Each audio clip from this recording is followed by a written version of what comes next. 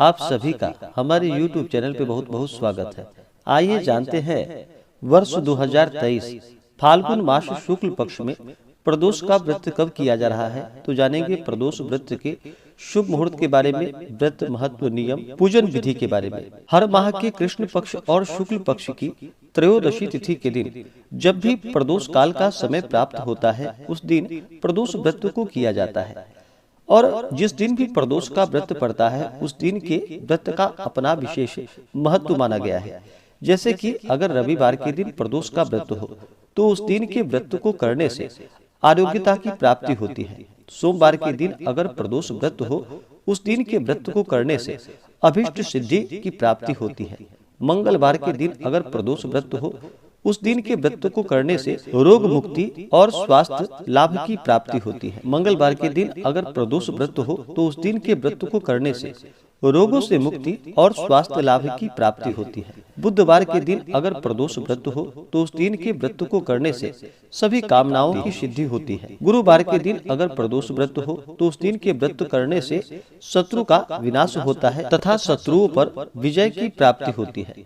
शुक्रवार के दिन अगर प्रदोष व्रत हो तो इससे सौभाग्य और स्त्री की समृद्धि के लिए शुक्र प्रदोष का व्रत किया जाता है। शनिवार के दिन अगर प्रदोष व्रत पड़े तो उस दिन के व्रत को करने से संतान लाभ की प्राप्ति होती है। प्रदोष के व्रत में जो कि विशेष प्रकार से प्रदोष काल के समय में भगवान शिव, माता पार्वती साथ में शिव परिवार का पूजन किया जाता है।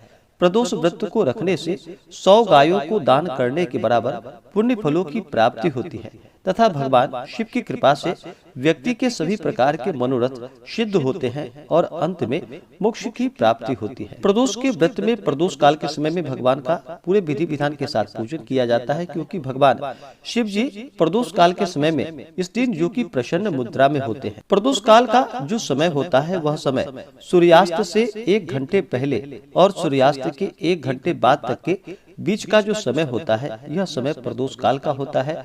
और इसी दौरान भगवान शिव, माता पार्वती साथ में शिव परिवार का पूरे विधि विधान के साथ पूजन करना चाहिए। तो आइए जानते हैं प्रदोष व्रत के शुभ मुहूर्त के बारे में। इस बार फाल्गुन मास शुक्ल पक्ष प्रदोष व्रत के लिए जो कि त्रयोदशी तिथि प्रारंभ समय 4 मार्च 2023 दिन शनिवार सुबह 11:45 और त्रयोदशी तिथि की जो समाप्ति है वह समय 5 मार्च 2023 दिन रविवार दोपहर 2:08 पे।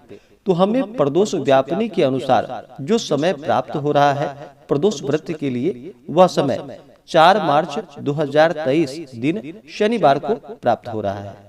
तो इस बार शनिवार के दिन प्रदोष का व्रत है और शनिवार के दिन जब भी प्रदोष का व्रत पड़ता है तो इस व्रत के प्रभाव से संतान लाभ की प्राप्ति होती है। 4 मार्च को जो सूर्योदय का समय होगा वह समय सुबह 6:18 और सूर्यास्त का जो समय होगा वह समय शाम 6:01 और भगवान का जो पूजन किया जाता है तो सूर्यास्त के 1 घंटे पहले और 1 घंटे बाद तक के बीच के समय में भगवान शिव का पूजन करना चाहिए। तो प्रदोष व्रत के दिन जो कि 4 मार्च को प्रदोष काल का जो समय होगा वह समय शाम 5:01 से लेकर के शाम 7 बजे तक के इसके बीच में ही आप भगवान शिव का पूरे विधि विधान के साथ पूजन करें।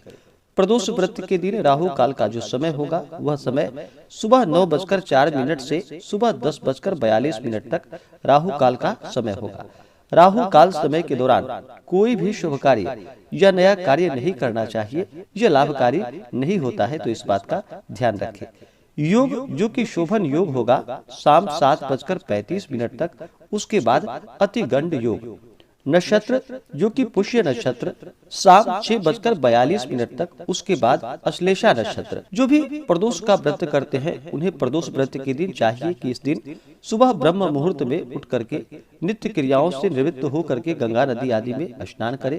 वहां पे स्नान ना कर पाए तो घर के नहाने के पानी में ही थोड़ा सा गंगा जल मिला करके स्नान करे, शुद्ध वस्त्र धारण करे और व्रत का संकल्प लेना चाहिए। भगवान शिव से प्रार्थना करनी चाहिए कि हे भगवान भोलेनाथ, हे महादेव, आज मैं प्रदोष का व्रत करने जा रहा हूँ या करने जा रही हूँ। इस प्रकार से भगवान से प्रार्थना करें कि मेरे सभी प्रकार के मनोरथ सिद्ध हों, हमारे सभी प्रकार के पापों का नाश हो। इस प्रकार से भगवान से प्रार्थना करें।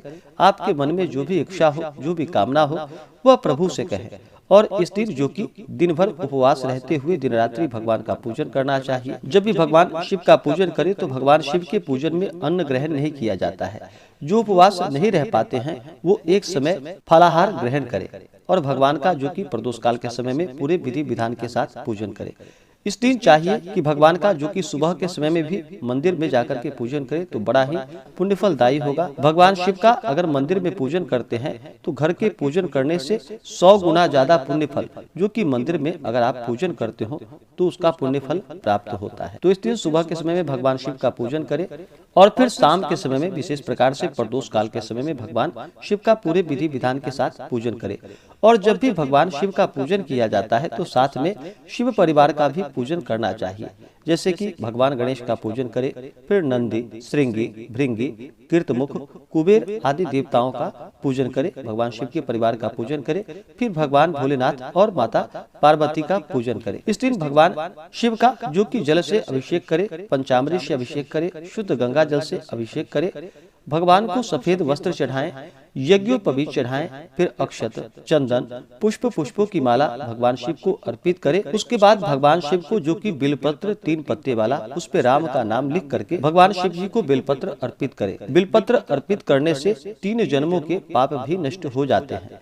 त्रितलम त्रिगुणाकारम त्रिनेत्रम च त्रिधायुधम त्रिजन्म पाप संहारम बिलपत्रम शिवार्पणम। अगर भगवान शिव जी को सच्ची श्रद्धा के साथ बिलपत्र अर्पित की जाए तो इससे व्यक्ति के 3 जन्मों के पाप भी नष्ट हो जाते हैं। भगवान शिव जी को बिलपत्र पे जो कि राम का नाम लिख करके या नमः शिवाय लिख कर भगवान शिव जी को 3 पत्ते वाला बिलपत्र अर्पित करनी चाहिए। फिर भगवान को जो कि धतूरा फल चढ़ाए, आग का पुष्प चढ़ाए, शमी पत्र चढ़ाए, तुलसी मंजरी अर्पित करे, फिर धूप और दीप दिखाएं, अनेक प्रकार का नैवेद्य अपनी श्रद्धा भक्ति भाव के साथ अर्पित करे। नैवेद्य के बाद जल से आचमनी करवाएं, फिर मुख शुद्धि के लिए पान पत्र, सुपारी, लौंग, इलायची भगवान शिव जी को अर्पित करे, द्रव्य दक्षिणा चढ़ाए। इसी प्रकार से माता पार्वती का भी पूजन कर ले। माता पार्वती का जो कि जल से अभिषेक करे, पंचामृत से अभिषेक करे, शुद्ध गंगा जल से अभिषेक करे, माता को लाल वस्त्र चढ़ाए, स्त्रियां माता को सिंदूर चढ़ाएं और पुरुष माता को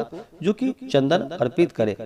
फिर अक्षत, चंदन, पुष्प, धूप, दीप आदि से पूजन करके नैवेद्य का भोग लगाए, जल से आचमनी करवाएं, द्रव्य दक्षिणा चढ़ाएं, मुख शुद्धि के लिए पान पत्र, सुपारी, लौंग, इलायची आदि अर्पित करें। इसी प्रकार से पूजन करके फिर इस दिन शनिवार के दिन प्रदोष का व्रत है तो शनिवार प्रदोष व्रत का कथा श्रवण करे, उसके बाद फिर भगवान की आरती करे।